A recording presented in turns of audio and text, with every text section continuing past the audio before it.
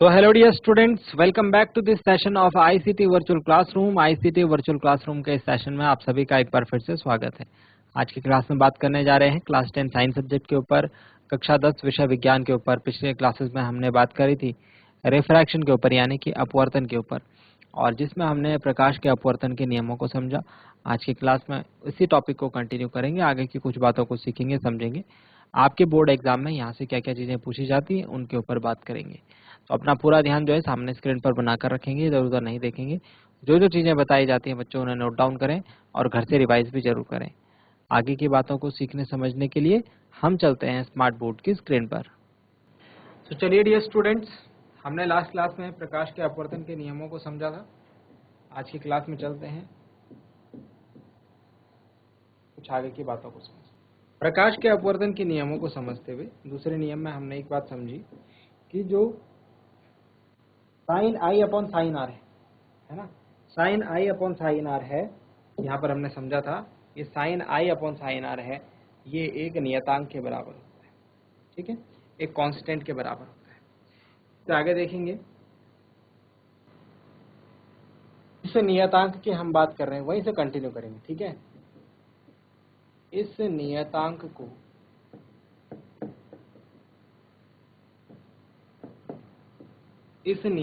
को हम एक नाम देते हैं जिसे हम कहते हैं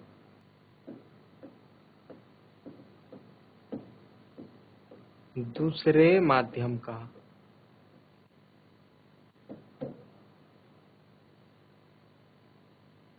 पहले माध्यम के सापेक्ष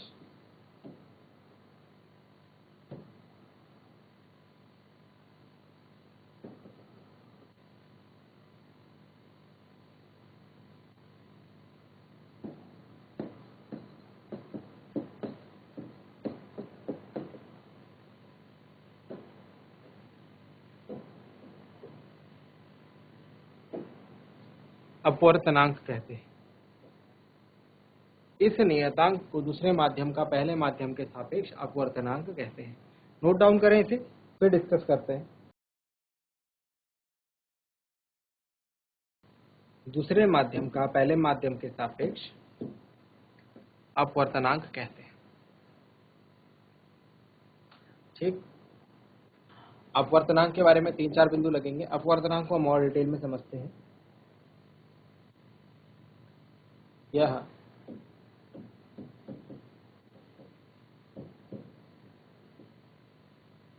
विभिन्न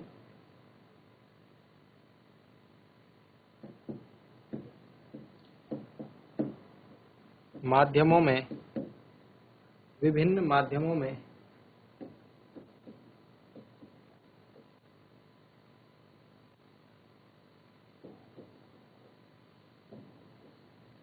प्रकाश के संचरण की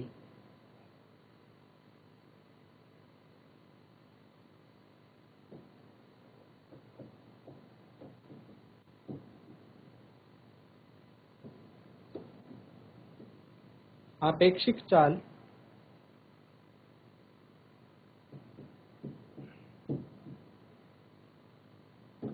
चाल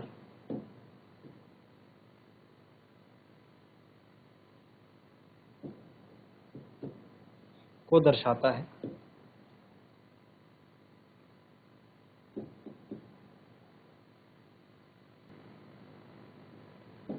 निर्वात में प्रकाश द्रुततम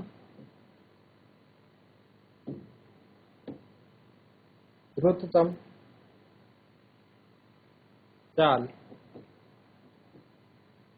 3 × 10⁸ मीटर पर सेकंड से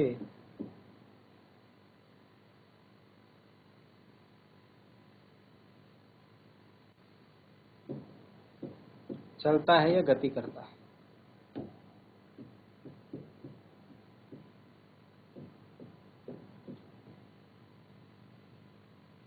निर्वात में प्रकाश द्रुततम चाल से गति करता है। ठीक है, इन 3 बिंदुओं को लिखें और इसके बाद हम समझते हैं अपवर्तनांक का वास्तविक मतलब क्या है। जल्दी से नोट डाउन करेंगे बच्चों।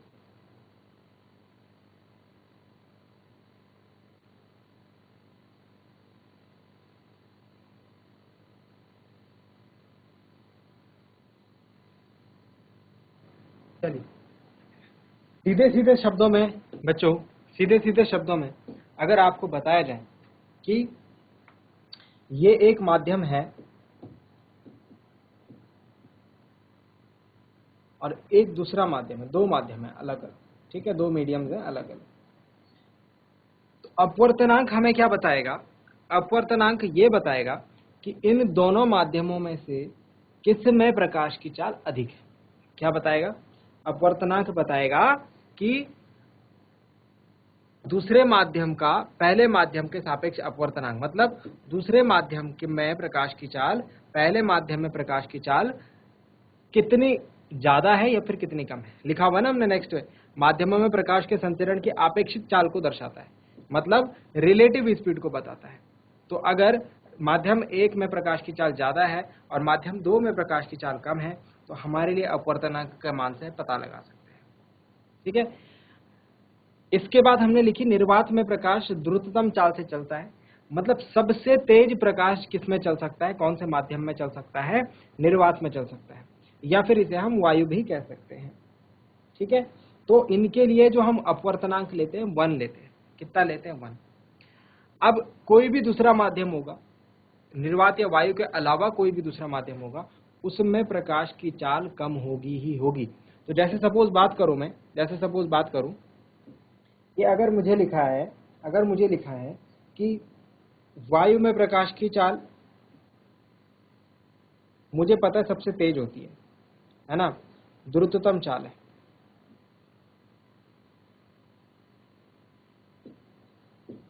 तो बोला कि वायु से जब ये प्रकाश कांच में जाएगा, ग्लास में जाएगा, तो इसकी चाल क्या होगी? बढ़ेगी या घटेगी? तो घटेगी चाल। क्यों? क्योंकि हमने बोला है निर्वात में प्रकाश की चाल सबसे तेज होती है, इसके अलावा किसी भी माध्यम में जाएगा तो कम होगी, तो इसकी चाल जो है यहाँ पर कम हो जाएगी। तो ये हमको कौन बताएगा? इसका अपवर्तनांक। बात समझ में आ रही है? तो अपवर्तनांक क्या बताएगा कि जब प्रकाश किसी एक माध्यम से दूसरे माध्यम में जा रहा है तो उसकी आपेक्षिक चाल को बताएगा, कौन से माध्यम में तेज है, कौन से माध्यम में स्लो है, और कितना गुना तेज या फिर कितना गुना धीरे है। बात समझ में आई आपके? तो ये चीज है अपवर्तनांक में। बहुत ज्यादा डिफिकल्ट इसे नहीं बनाना है, आसान भाषा में मैंने आपको समझाया, आसान भाषा में समझना है। ये था इसका थ्योरेटिकल बेसिस समझने का। अब मैं कुछ आपको फॉर्मूला बेसिस बातें बताता हूँ।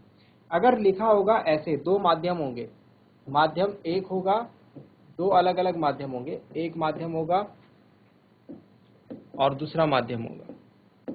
ठीक है, प्रकाश पहले माध्यम से दूसरे माध्यम में जा रहा है, तो इसके अपवर्तनांक को हम कैसे लिखते हैं? देखो, पहले माध्यम का दूसरे माध्यम के सापेक्ष अपवर्तनांक या फिर दूसरे माध्यम का पहले माध्यम के सापेक्ष अपवर्तनांक को हम ऐसे लिखते हैं n/1। ठीक है, माध्यम 2 का माध्यम 1 के सापेक्ष अपवर्तनांक। क्या बोला? माध्यम 2 का माध्यम 1 के सापेक्ष अपवर्तनांक। ये जो होता है, इसका जो फॉर्मूला होता है वो होता है माध्यम 1 में प्रकाश की चाल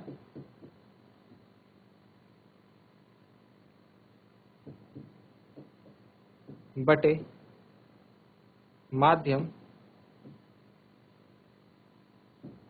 2 में प्रकाश की चाल। माध्यम 1 में प्रकाश की चाल कितनी है बटे माध्यम 2 में प्रकाश की चाल कितनी है, उनका जो अनुपात होगा उसको हम क्या कहेंगे? दोनों का आपेक्षिक अनुपात कहेंगे। दोनों माध्यमों में प्रकाश की चाल का आपेक्षिक अनुपात कहेंगे। माना माध्यम 1 में प्रकाश की चाल v1 है, माध्यम 2 में v2 है, तो ये एक फॉर्मूला बन जाएगा, थोड़ा आसान सा, सिंपल सा, जो कि हम ऐसे लिख सकते हैं n/1 v1/v2। तो ध्यान से समझे इस बात को, जो मैंने यहाँ पर n/1 लिखा है, इसका एक मतलब है। इसका क्या मतलब है? इसका मतलब ये है माध्यम 2 का माध्यम एक के सापेक्ष अपवर्तनांक, एक के सापेक्ष अपवर्तनांक। आप जरा ध्यान से समझना, ये थोड़ा सा कंफ्यूजिंग हो सकता है बट मैं आसान भाषा में समझा रहा हूँ। N21 लिखा है मतलब माध्यम 2 का माध्यम 1 के सापेक्ष अपवर्तनांक। अब अगर आप कहते हैं सर मैं अगर ये 2 का 1 का ऐसे इंटरचेंज कर दूं, माध्यम 1 का माध्यम 2 के सापेक्ष, तो यहाँ भी इंटरचेंज हो जाएगा भाई, यहाँ भी 2 की जगह 1 और 1 की जगह 2 आ जाएगा, यहाँ भी इंटरचेंज हो जाएगा भाई, यहाँ भी 2 की जगह 1 और 1 की जगह 2 आ जाएगा, और यहाँ भी इंटरचेंज हो जाएगा भाई, यहाँ भी 2 और 1 हो जाएगा, और यहाँ भी इंटरचेंज हो जाएगा।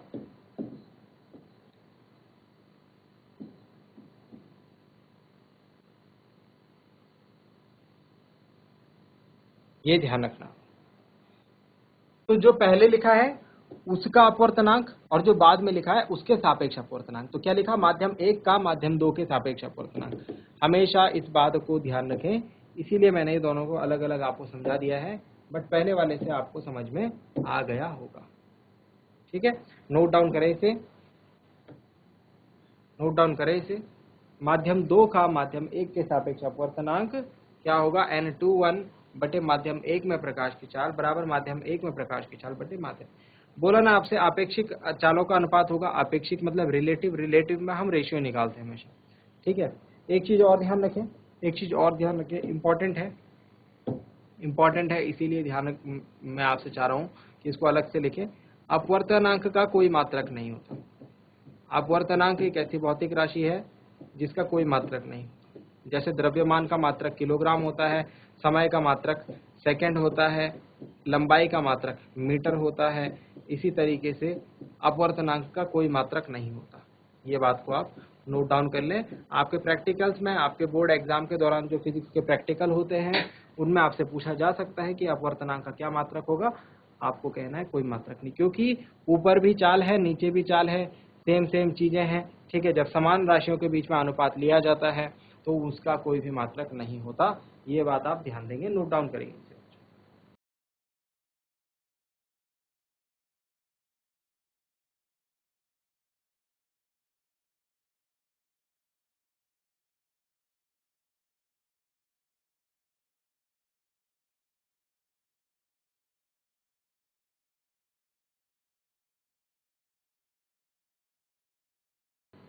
ठीक हो गया।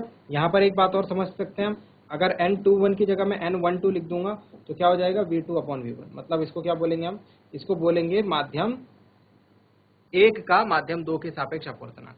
तो माध्यम 2 का माध्यम 1 के सापेक्ष अपवर्तनांक ये रहा, और माध्यम 1 का माध्यम 2 के सापेक्ष अपवर्तनांक ये रहा। इस बात को दिमाग में बिल्कुल क्लियर करते हुए चलें कि मैं क्या बात बोल रहा हूँ और 1 और 2 को हम कहाँ कहाँ लिख रहे हैं।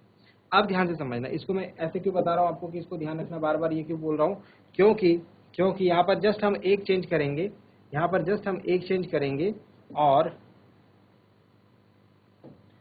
और एक नई डेफिनेशन हमको देखने को मिलेगी, एक नई परिभाषा हमको देखने को मिलेगी।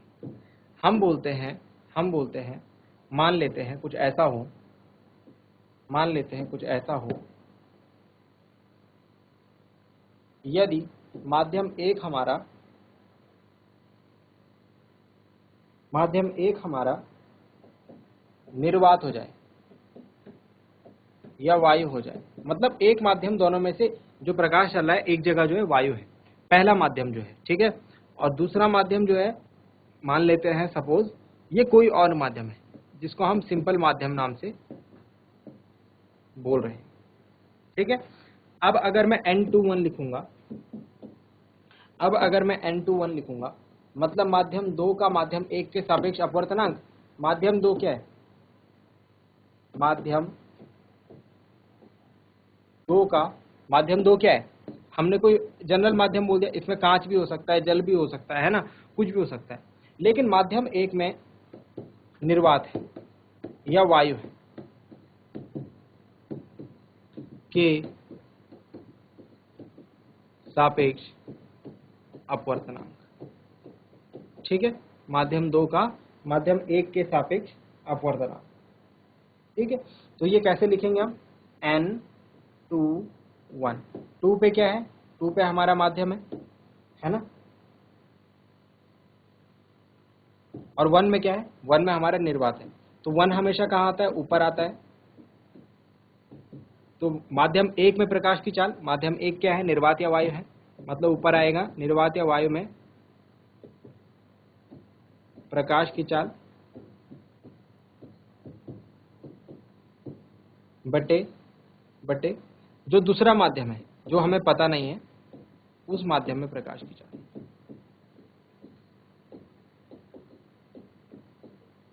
ध्यान दे बच्चों, पिछला वाला ही पूरा कॉन्सेप्ट है। ये निर्वात या वायु जो है माध्यम 1 है, इसीलिए मैंने यहाँ पर माध्यम 1 नहीं लिखा, क्योंकि उसकी जगह ही क्या है हमारा, निर्वात या वायु है। माध्यम 2 क्या है हमारा, माध्यम है कोई भी जनरल मीडियम, तो माध्यम 2 की जगह मैंने क्या लिखा, माध्यम लिखा। पीछे फॉर्मूला में आप देखो हमने 1 2 लिखा था, है ना, 1 ऊपर लिखा था, 2 नीचे लिखा था। लेकिन यहाँ पर आप देखो बच्चों, यहाँ पर देखो, यहाँ पर मैंने 1 की जगह ये वाला लिखा है और 2 की जगह ये वाला लिखा है। तो जो भी आपके पास माध्यम 1 और माध्यम 2 की जगह दे रखा हो, उसको आपको 1 और 2 की जगह लिखना है। अब निर्वात या वायु में प्रकाश की चाल को हम C से डिनोट करते हैं, और माध्यम में प्रकाश की चाल हम सपोज B से डिनोट करते हैं। तो इसे हम कहते हैं N माध्यम। अब इसको 2 1 नहीं बोलते, इसको बोलते हैं जनरल माध्यम, और is equal to C upon V माध्यम।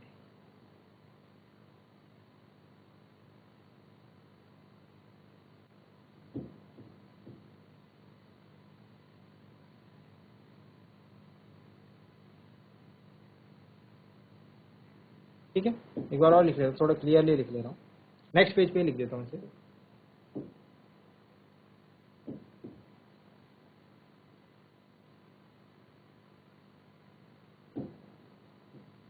N माध्यम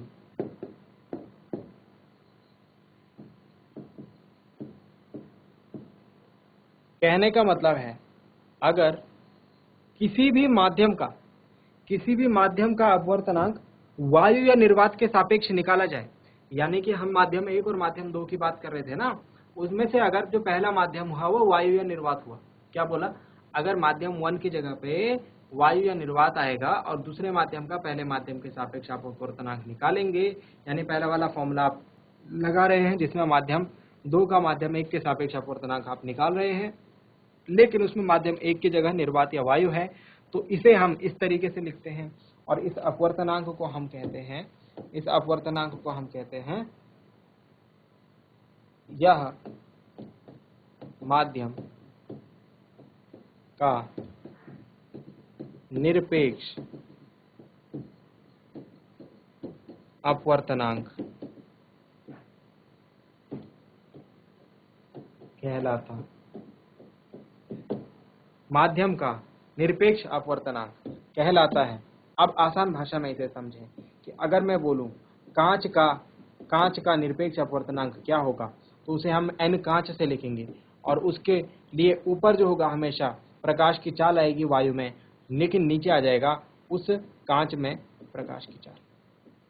समझ रहे हो, माध्यम चेंज करेंगे तो फॉर्मूला में माध्यम की जगह कांच आ जाएगा। अगर मैं बोलूं जल का निरपेक्ष अपवर्तनांक, तो ऊपर तो C ही रहेगा, लेकिन नीचे आ जाएगा V जल। समझ रहे हैं बात को, तो इस तरीके से हमारा जो है ये फॉर्मूला अप्लाई होगा। हमने क्या किया है, हमने विभिन्न जो माध्यम हैं उनके निरपेक्ष अपवर्तनांक कैलकुलेट कर लिए। जैसे अगर बात करें कांच की बात करें, तो कांच के लिए हमारा अपवर्तनांक आता है 1.5, जो कि निरपेक्ष अपवर्तनांक। जल की बात करें तो जल के लिए हमारा आता है 1.33, है ना। तो हमें ये बताता है, जैसे जल का अपवर्तनांक 1.33 है ना, निरपेक्ष अपवर्तनांक 1.33 है, मतलब हमें ये बताता है कि जो वायु में प्रकाश की चाल है वो जल में प्रकाश की चाल का 1.33 टाइम्स होगी। मतलब जल में जितनी तेजी से प्रकाश चलेगा, वायु में उसका 1.33 गुना तेज चलेगा, ये बात की जा रही है। ठीक है ना, तो इसे नोट डाउन करेंगे, और अब हम इस पर कुछ एक न्यूमेरिकल देखते हैं जो कि 1 नंबर में आपके एग्जाम में कई बार पूछा गया है। जल्दी से नोट डाउन करेंगे।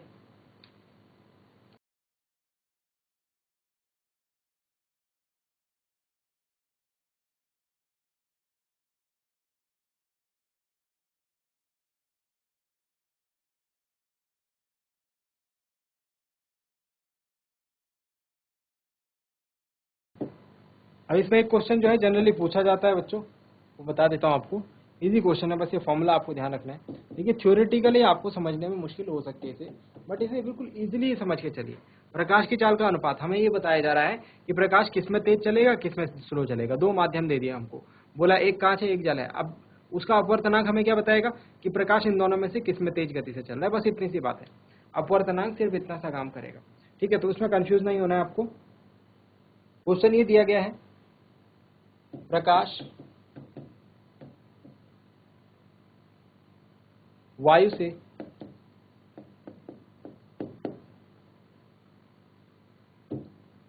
वन 1.50 अपवर्तनांक वाली कांच की प्लेट में प्रवेश करता है। वायु से कहां जा रहा है भाई, कांच में जा रहा है। जरा ध्यान से समझना इसको, कांच की प्लेट में प्रवेश करता है। अगर आपने इससे पहले की बातों को ध्यान से सुना होगा तो समझ पा रहे होंगे क्या कहने की कोशिश की जा रही है। वायु से कहां जा रहा है, कांच की प्लेट में, और उसका अपवर्तनांक दिया हुआ है हमें, ठीक है।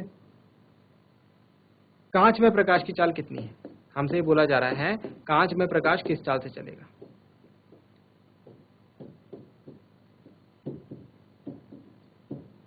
कांच में प्रकाश की चाल कितनी है।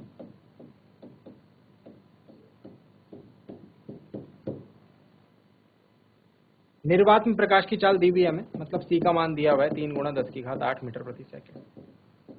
तो ये आपके लिए मैं होमवर्क छोड़ देता हूँ इस क्वेश्चन को, ठीक है। और इसके सॉल्यूशन में आपको बता देता हूँ, ये क्वेश्चन आप लोगों के लिए होमवर्क रहेगा, ठीक है। और इसके लिए सॉल्यूशन के लिए मैं आपको एक हिंट दे देता हूँ कि n का मान हमें दिया हुआ है, n कांच हमें दिया हुआ है, ठीक है। n कांच हमें दिया हुआ है 1.50। हमसे पूछा जा रहा है कांच की प्लेट में प्रकाश की चाल, मतलब v कांच पूछा जा रहा है हमसे, ठीक है। और हमें क्या दिया हुआ है, c का मान दिया हुआ है 3 × 10⁻। याद आ रहा है आपको, मैंने अभी आपसे एक फॉर्मूला डिस्कस करा था कि अगर n कांच लिखूंगा निरपेक्ष अपवर्तनांक होगा। क्यों, क्योंकि एक जगह क्या है, वायु है। अगर माध्यम एक वायु होगा तो वो हमेशा निरपेक्ष अपवर्तनांक निकालना है। और निरपेक्ष अपवर्तनांक में आप क्या लिखते हैं, सिर्फ उस माध्यम का नाम लिखते हैं। तो कांच है, दूसरा माध्यम कांच है, तो n कांच बराबर c/v कांच। अब बताइए कोई मुश्किल आएगी इस क्वेश्चन को करने में? आई डोंट थिंक कि इसमें कोई मुश्किल आएगी। अगर मैं यहाँ से v कांच निकालूं, कांच में प्रकाश की चाल, तो वो निकल के आएगा c/n कांच। चलिए अब इसे सॉल्व कीजिए, ये आपके लिए होमवर्क है। ऑलमोस्ट क्वेश्चन मैंने सॉल्व कर दिया है, आपको वैल्यू पुट अप करनी है और आंसर अपना निकालना है।